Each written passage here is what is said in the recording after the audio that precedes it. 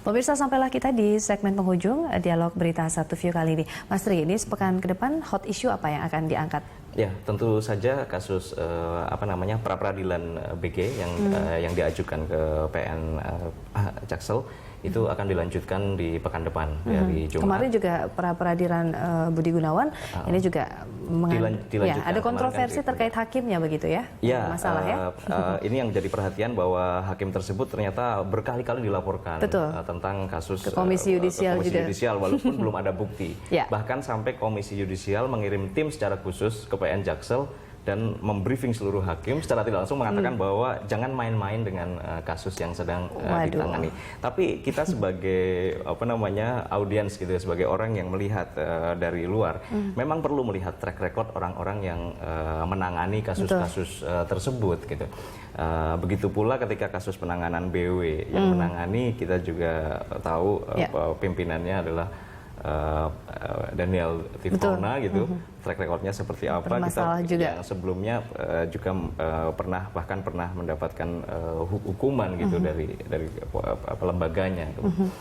Ya, publik bertanya akhirnya kan, bagaimana menyelesaikan masalah kalau pejabat yang menangani masalah hukumnya saja juga bermasalah begitu ya, Mas? Tapi bagaimana ya? Memang sekarang kini proses sedang kita memperbaiki keseluruhan kelembagaan yang ada. Betul, reformasi ya dituntut di mana-mana. Ya, mungkin bisa berdalih seperti ini ketika Presiden memilih calon Kapolri, misalnya bisa berdalih bahwa coba ceklah siapa calon yang paling bersih, akan sulit dilakukan.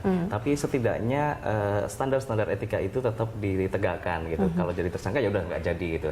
Nah, terkait tadi kasus itu terkait dengan selain pra-peradilan, saya pikir ini masih juga akan berlanjut. Kita tunggu adalah keputusan Presiden terkait polemik ini. Ya, betul. Karena pulang dari Malaysia, saya pikir Presiden harus cepatnya memutuskan apakah menunggu proses pra-peradilan itu selesai atau tidak. Kalau sekarang melihat bahwa Kompolnas juga sudah bergerak mengajukan calon-calon yang baru, saya pikir Presiden harus mengambil langkah terobosan gitu ya, langkah politik yang harus cepat, yang segera bisa menyelesaikan KPK Polri ini tidak melebar. Jadi kita tunggu minggu ini, sepertinya seharusnya Presiden kita dorong untuk mengambil keputusan sesuai. Dinamika politik yang ada, konstelasi politik yang begitu di antara pendukung dan juga lawan-lawannya ini seperti apa, Mas Tri?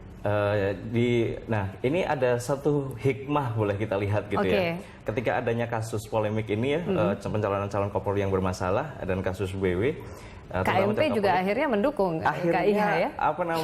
Dinamika di DPR yang tadinya pemerintah itu di dua kubu, KMP menjadi oposisi buat pemerintah. Sekarang kan malah justru partai yang menjadi oposisi ini menjadi pendukung mayoritas buat pemerintah mengambil langkah. Artinya buat Presiden akan semakin mudah untuk memutuskan langkah.